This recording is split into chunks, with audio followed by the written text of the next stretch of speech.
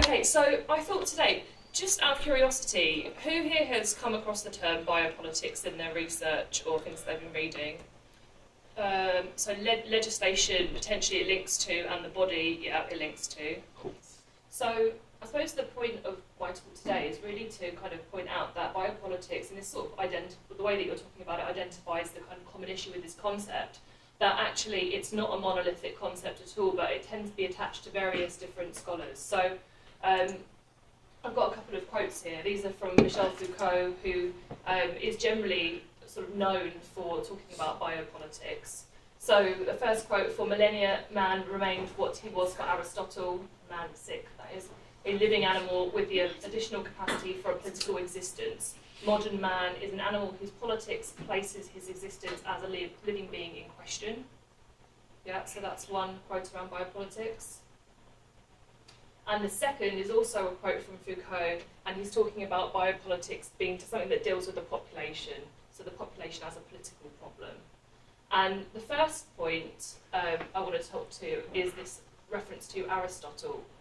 So I'll come back to these quotes later, but this is just to kind of put it in context around what Foucault is talking about. So Aristotle, Hannah Arendt, Michel Foucault, Giorgio Agamben, we can probably list a whole number of other people who I have not included on this list. Achille Mbembe, Roberto Esposito, Jacques Derrida, the list goes on, are all different scholars who talk about this concept of biopolitics, and it gets taken up in a number of different ways within their work. So I'm going to talk about today just a few of these, just to try and give you a survey, so hopefully by the end of it you'll have an idea of what the main thinkers on biopolitics, or how the main thinkers on biopolitics conceptualise this thing that they call biopolitics. And maybe we'll have some sort of closing questions around what that means for your own research as well, and how it could be relevant for you. So starting off with Aristotle then, and Hannah Arendt.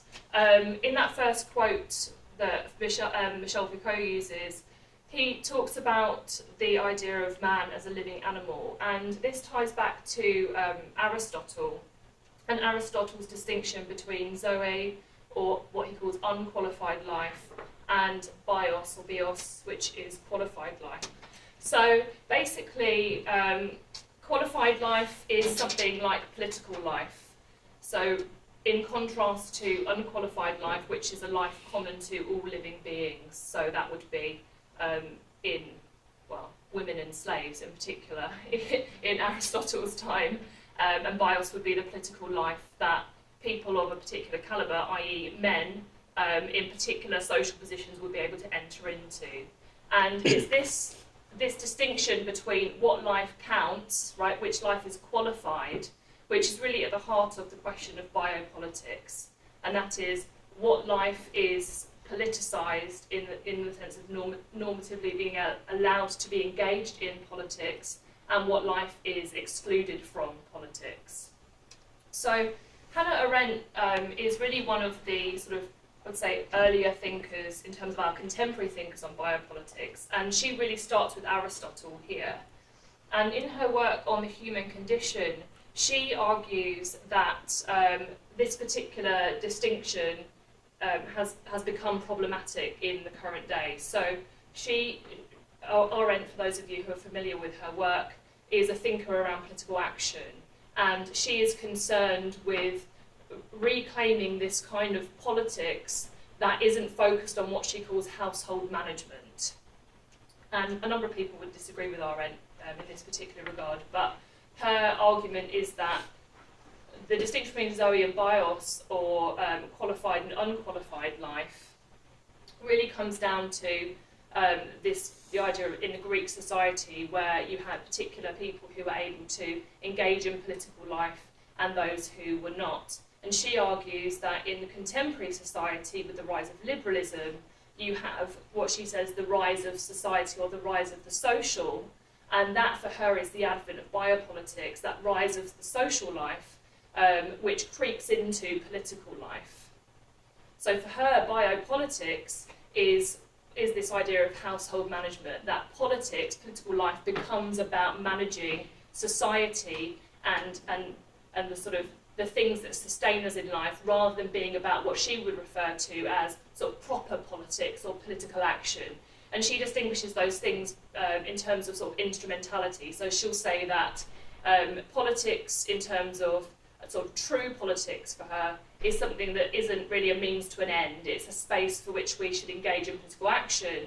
And biopolitics, or the rise of society, or the social, is politics as a sort of means to an end of serving sort of society and these household management tasks, if you like. With Arendt, so her argument is really grounded in this distinction, but Foucault takes up quite a similar position to Arendt in some ways, when he is looking at this idea of biopolitics being about household management. So if you think back to that first quote I put up, where he says that biopolitics is about as levelled at the population, he's sort of agreeing with Arendt in some ways, although I don't believe he actually ever quotes her directly from what I've seen. But that biopolitics as a concept is a historical thing that emerged in a particular period of time when governance started focusing on population sciences.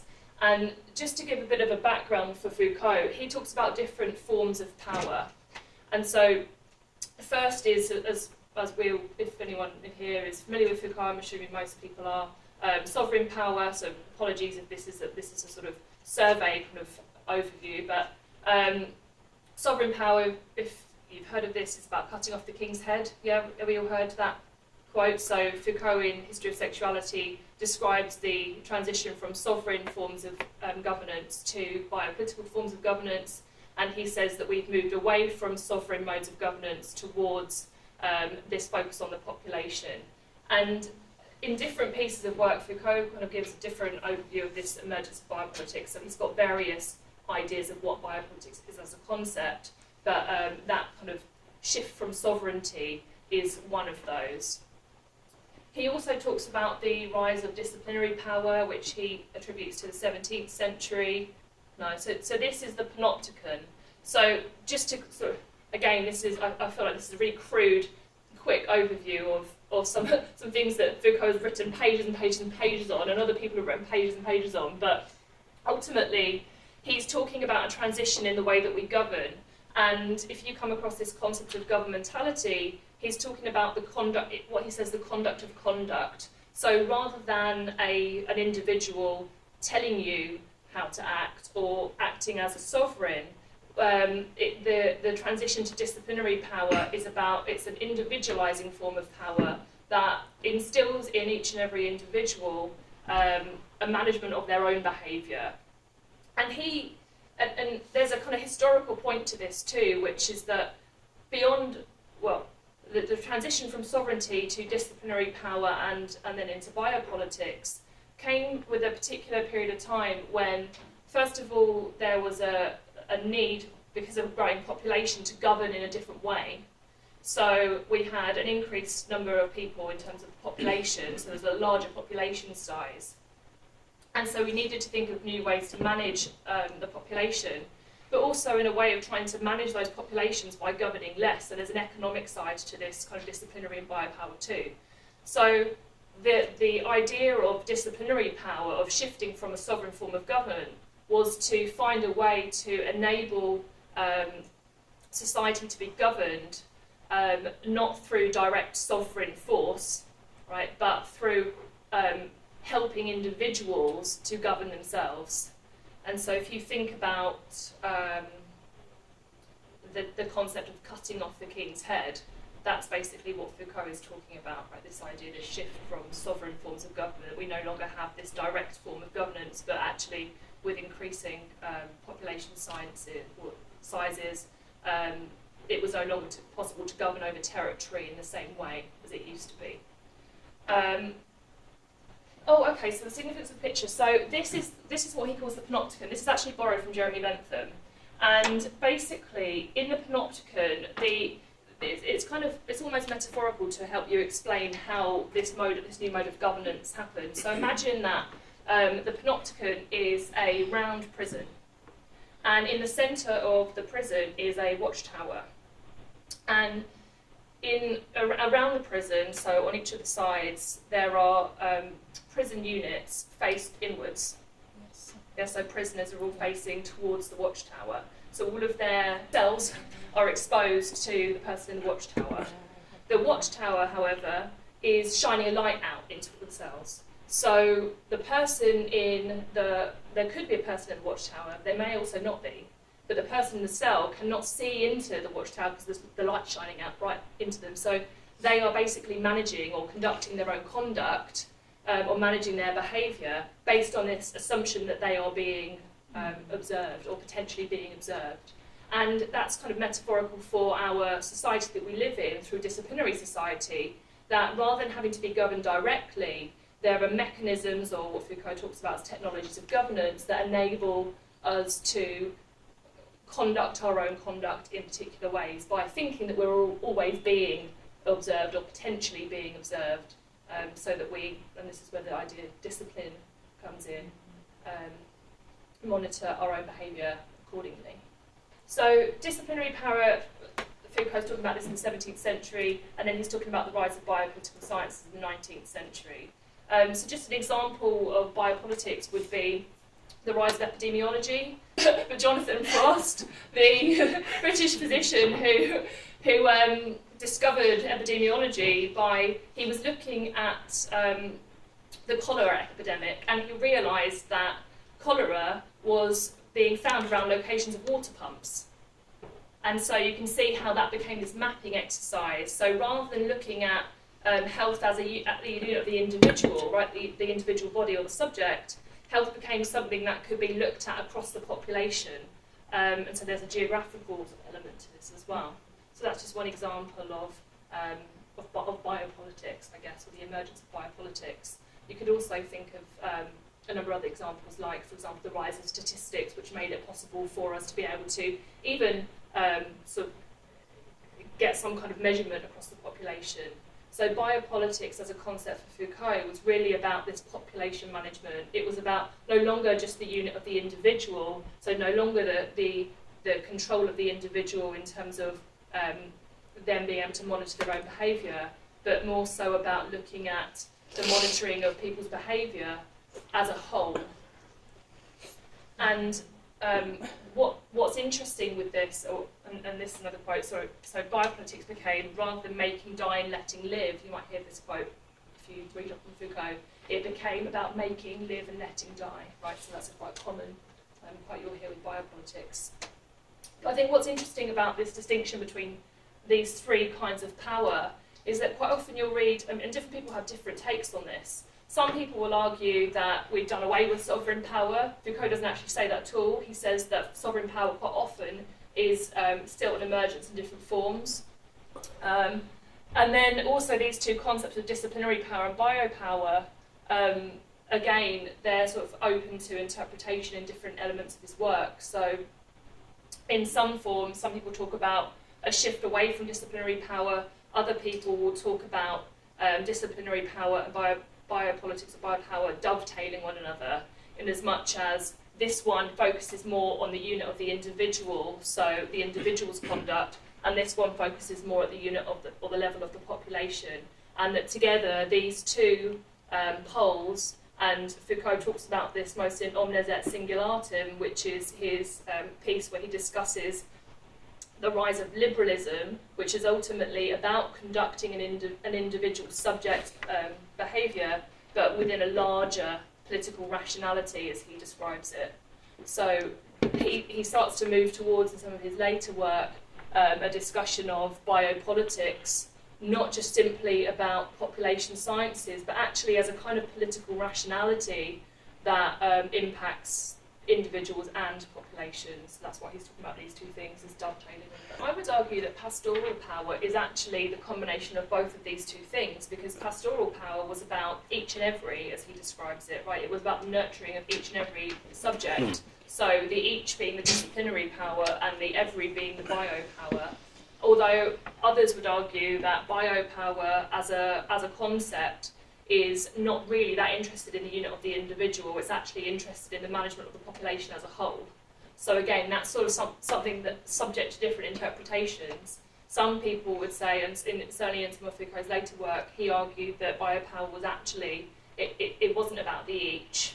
It was literally about statistical measures that looked at the management of everyone's behaviour. And actually, if some people didn't abide by the rules or conduct themselves appropriately, it didn't really matter. That wasn't what we were concerned with. It was a higher level of kind of statistics.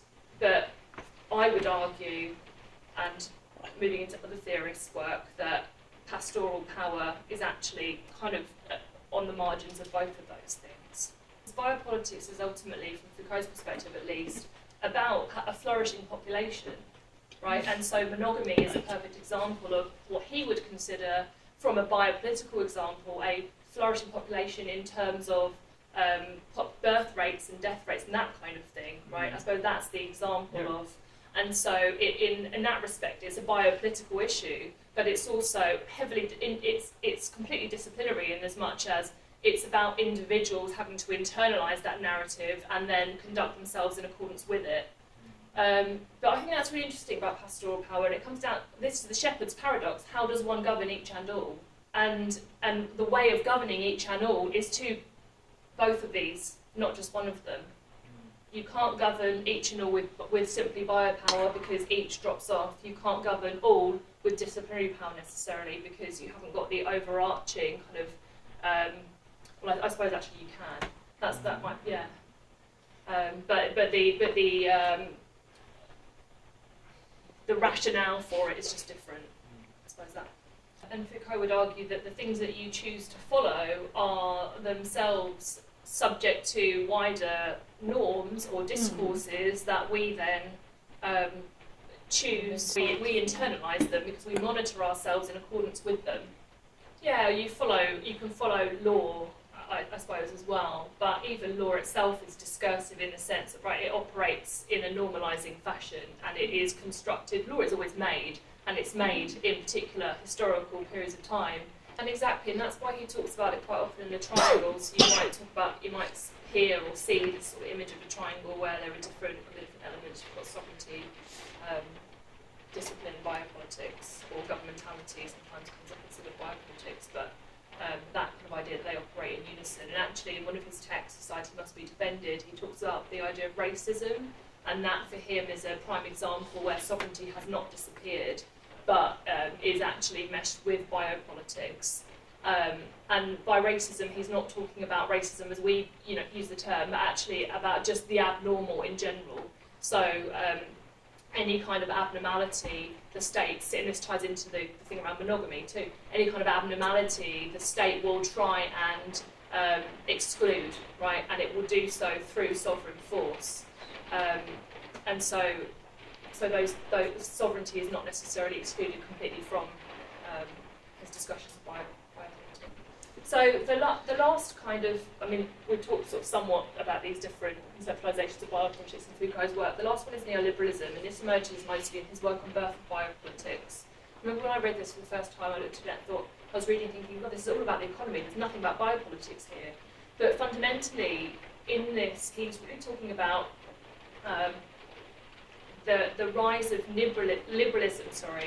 He describes liberalism as the general framework of biopolitics, and the kind of subtext from what I can get from this is that ultimately there's a discussion around governmentality in this, and a discussion about, again, what we talked about, the conduct and the idea of the liberal individual, but also about the way that the state itself plays a role in guiding people's conduct.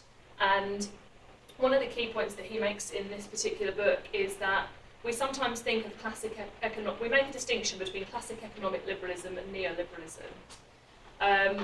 Classic economic liberalism, and I'm talking about here like the idea of the invisible hand, Adam Smith, yeah, so this notion that we live in a laissez-faire economy, that if you leave individuals to do what they want, that the state will govern itself effectively. The market economy will just rule itself. And there's a belief then that neoliberalism is somewhat similar to that. But what he's saying, or Foucault is saying, is that neoliberalism always requires a guiding hand, and that this idea that the state would govern itself, or that individuals' conduct, we're just governing ourselves as we see fit, i.e. we're following our own set of norms and principles, is wrong. And actually, the kind of personality traits that we have, or our behavioural traits, are all guided by larger discourses that we may not realise. So I suppose it might make more sense when I talk a little bit about Esposito later, because he really focuses in on this concept of liberalism and neoliberalism. But the basic idea is that biopolitics is something that the state actively creates. It's not simply something that just happens to us. So it's not that, yeah, exactly. So it's not that some sovereign is dictating the way that we all operate. It's that we, as subjects, construct discourses, or people in positions of authority. So, for example, medicine operates as a discourse, law does. All of these things are in particular locations, in particular historical social periods of time. Norms arise from those. Yeah, they operate as norms, and we as subjects engage in them. But neoliberalism is looking at the market economy too, and Foucault's basically saying that the economy doesn't just run itself in terms of it's not just some norm, right? This idea of the invisible hand. It's not just some kind of natural thing that happens, but it's actively put in place by economists or bankers or others who bring about this competitive state that we live in. So Giorgio Agamben is another scholar who talks about biopolitics. So he in a nutshell, says that Foucault got it wrong. And he argues that biopolitics is not a distinct form of politics from sovereignty, but actually biopolitical governance is sovereign governance. These things are one and the same, because he argues that the sovereign is he or she who has absolute power over life. And so Agamben, and I won't go into a lot of depth around Agamben, but he basically makes a distinction, again, as we said, between Zoe and Bios. He goes back to Aristotle, and most of this is found in his text Homo Sarka. And he says that there is this original relationship between sovereignty and life itself.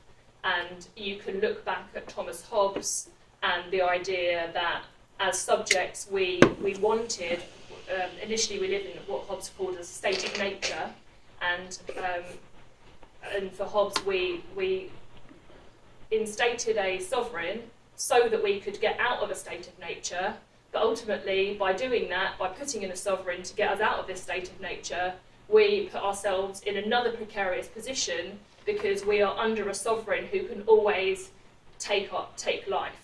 Because the sovereign is always outside of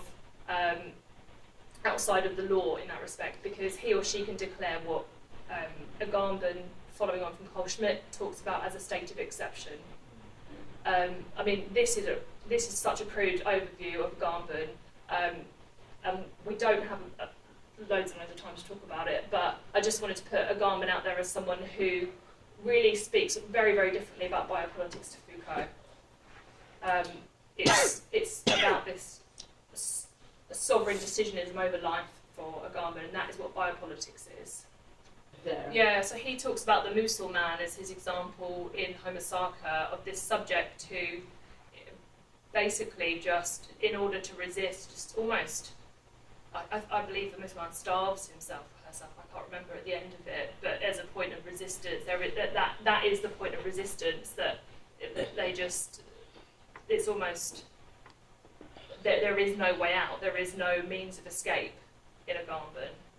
And that is one of the big criticisms that Agamben has received in terms of his conceptualisation of biopolitics, that there is no real sort of form of resistance. And he's talked about in other texts, and I'm not familiar with all of them, but in terms of things like playing with the law, that we can have more of a sort of playful attitude towards law, but ultimately one's life is always at the threshold of death with Agamben. It can always be taken at any moment, and that is all forms of life. Whereas with Foucault, his conception of biopolitics, I think, is there is more space for resistance. But he talks about current examples like, I mean, you know, the US president declaring a state of exception. God knows, Trump declared a state of exception. and operated, above the law, and it is possible for sovereigns to operate above the law. And declare war in other zones, for example. I mean, there are lots of examples where life is just simply taken. And while we might, think that it's outdated, actually, you can think of a number of examples where of genocide and other instances where actually Agamben's thesis is quite true to some extent. It's also worth pointing out that there's a key difference between Foucault and Agamben in that Foucault's position is really kind of more of a historical genealogical position, whereas Agamben's is much more metaphysical. So again, that's probably, I would argue, why Foucault's is a better reading, in as much as it provides that space for resistance because it's located in particular periods of time and space, whereas Agamben's is a metaphysics, right? Yeah. This is Roberto Esposito, an Italian philosopher who was the subject of my dissertation, so please feel free to grill me on this. He argues that both Agamben and Foucault got it wrong. So they all think everyone's wrong.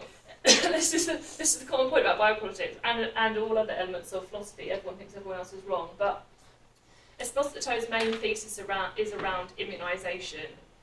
Esposito, his is also somewhat metaphysical. So just to sort of frame that, he frames biopolitics in this concept of immunisation or immunity. And immunity, he says, is in relation to the concept of community.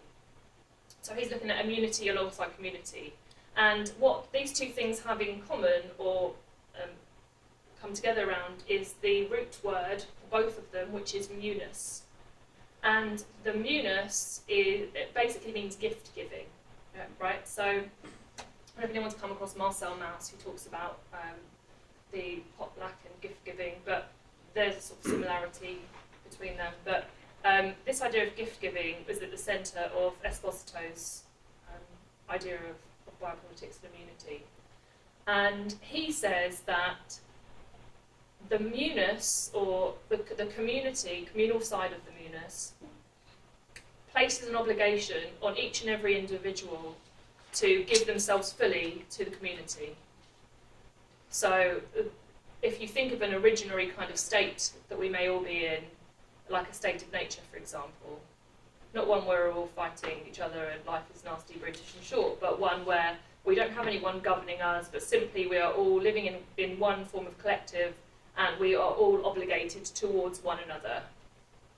He argues that the flip side of that is immunity, and immunity is something that gives us an exemption, right? It allows us a dispensation from gift giving. So the reason we need this immunity is as individuals, to be able to say that we're an individual, I need to be able to be released somewhat in order to live my life from the obligations that community would completely impose on me. So if we were not to live lives as units or as individuals, we would be completely overwhelmed by this originary power of the munus or community. And so for Esposito, biopolitics isn't about sovereignty or it isn't about sovereignty. It's about the point at which individuals were able to even be conceptualized. And so one of the problems with this is too much immunization. So he basically argues that with things like, liberalism is a classic example of this. With things like personhood, property, rights, and so on, these are examples of this immunity mechanism in politics coming into place, which takes us too far away from the original community. So you've got this kind of tension going on always in Esposito's work between the bond that we have, or the draw we have to community, and then the desire as individuals to have some kind of protection from that overwhelming sense of community, and to be able to live as an individual unit. And so he locates it in Hobbes and the Rise of the Sovereign. So for example, the state of exception, the state of nature, the fact that we're living in this state where anyone can kill you at any point in time and we're not protected, so we sacrifice that state of nature for the life underneath the sovereign, which protects us from that. Then you look at something like liberalism, and you've got a state or a night watchman state where we can operate as individuals, but as long as we don't harm other people. And then we get things like rights, so that they protect us from the imposition of others, so they protect us as individuals.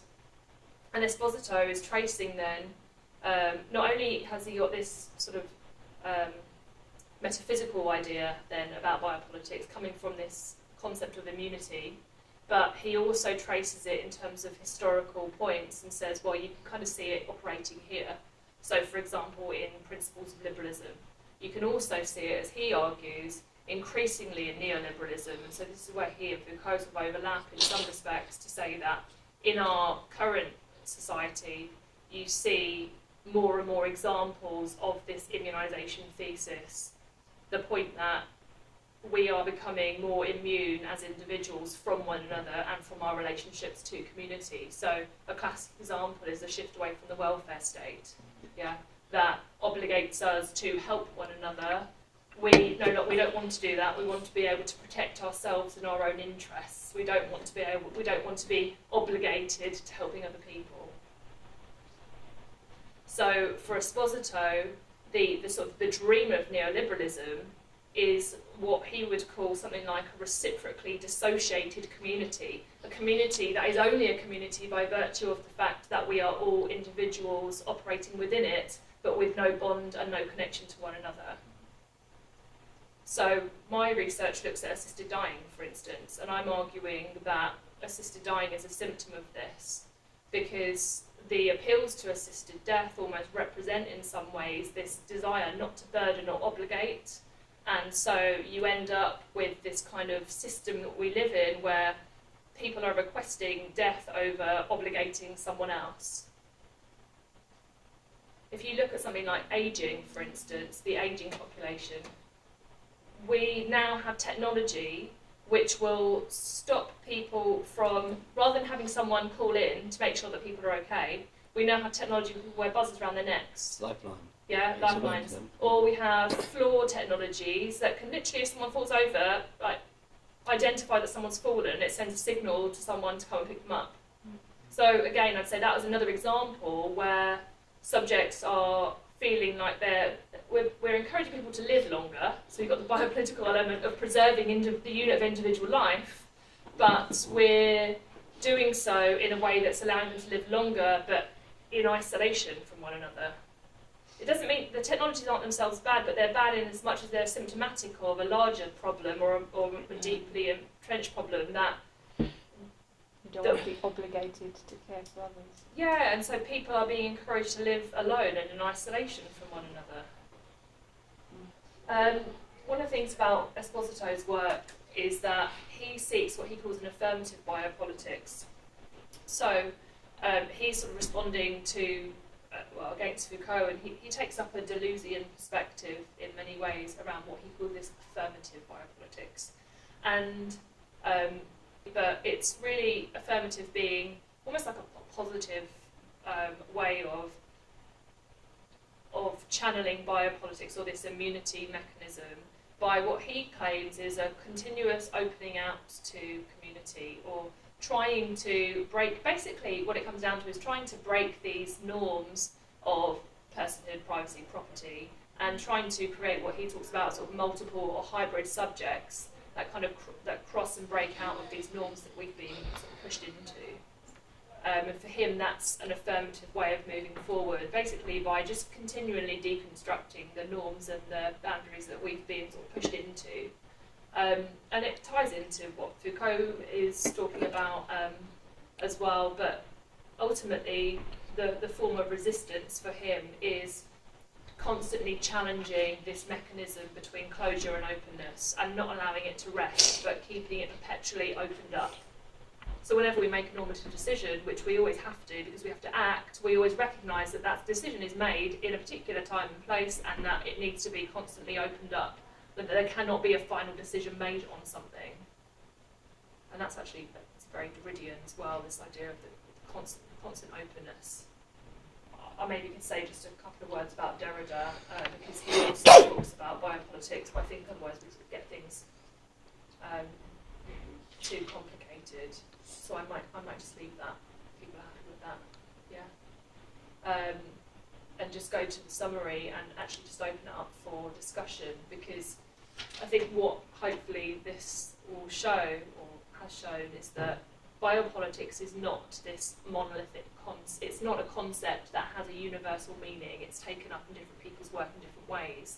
And I think that's really important to understand when you're looking at or you're reading articles that are talking about biopolitics, that if you're writing a theoretical dissertation or you're using these scholars' works, it's not to confuse these different perspectives, but to recognise where they're coming from and that different authors have different opinions on this.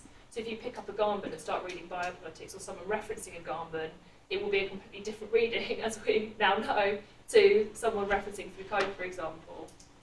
So hopefully that's sort of come about. But one of the questions I wanted, well, there were two.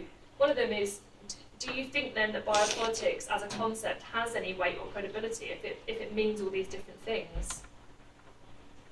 Or is it unfit as a paradigm, as one sort of scholar has written in his work? Well, as a concept, is it useful to talk about biopolitics? Because it has so many different meanings. Is it better to sort of refer to it as something else, or just refer to the scholar, I guess? The fact that it's a way to remove the obligation from the state to have to deal with these kind of things, and to put, like B is saying, the onus on the individual. It becomes an individual's problem. And any kind of like health management, all of these things, you know, the exercise boom, the push for individuals to go out and you know, be fit and skinny it's all part of this wider agenda to make individuals take care of themselves more, to therefore reduce the economic burden on. And you can tie in so many different examples too. But yeah, I think in terms of take-home message, biopolitics is not just simply about the governance of the population, but governing the population through the mechanism of individual responsibility, which is perfectly sort of ties back into Foucault's argument around neoliberalism and biopolitics.